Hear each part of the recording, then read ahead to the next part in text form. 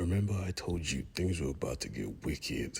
Well, we return to Klaus, the warrior Santa Claus, and we see a little bit into his past with the Baron's wife. For those of you who are confused, go check out my previous video. Trust me, you will not regret it. It is fire. I make fire content, which is why you should subscribe right now. You won't regret it.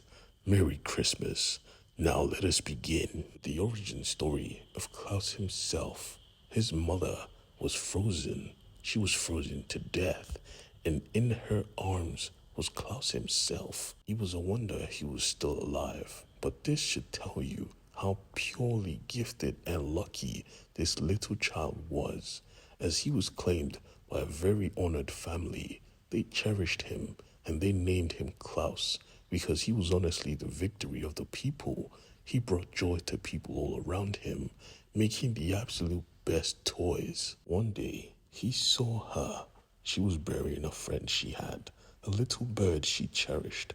So he decided at that moment to give her new friend a bird, yes, and himself. The vibe was immaculate, and everyone could tell it.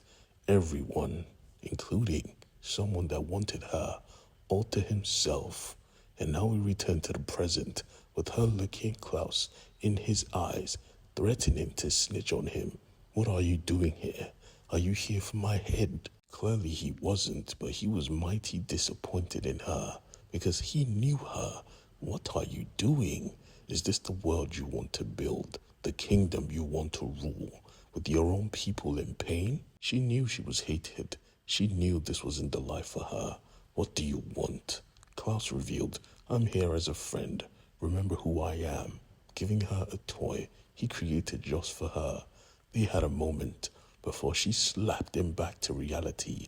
You killed my father. As we see the events of what truly happened, Klaus had grown to be a very respected warrior who was out at the time when the king was given a chalice of poison by the Baron himself. He died, and Klaus was nowhere to be seen because he was hunting wolves. They had a wolf problem. He couldn't bring himself to kill the youngest though. He just gave him a treat and set him on his way. Only if he knew what was waiting for him back home. The Baron had turned everyone in court against him, blamed him for the death of the king, planting the poisonous remains in his effects. He was labeled a traitor, a murderer, and he was forced out in the cold without clothes or food, and he was forced to be attacked by the very monsters he was sent out to kill for his people. He gave up. He accepted his fate. The only problem was these people, this wolf, knew he had a good heart, so it protected him. And just like now, he told her everything. He was innocent, and it was her choice to believe. But he came here with a gift for her son, his own toy, even if we know he doesn't deserve it. Trying to trust the memory of a friend she once knew, she gifted her son the toy. The little prick wanted to destroy it, but she showed him there was more to life than just destruction. You are the Baron's son, but you are my son too. And just like that, the evil prick appeared from nowhere, like from the shadows itself, because he had a plan and he was going to need his son to do it. As this plan was unfolding, the people in the mines were starting to revolt. The guards didn't take this lightly. They butchered them on the spot, and the captain was forced to watch. This isn't right. And at that moment, he heard the voice too, screaming, "Free me, free me." He couldn't get the voice out of his head, so he decided to head home, only to meet Klaus there, waiting in darkness. He had questions for him. Are you happy with what you are? What you people have become? Look at you. You were once a proud warrior. And he could see from the captain's eyes he had a lot of regrets. So Klaus told him, I have a plan. I'm throwing a party, and everyone is going to be invited. The Baron was throwing a party himself. Using his son with the writings of a child, he sent out a message.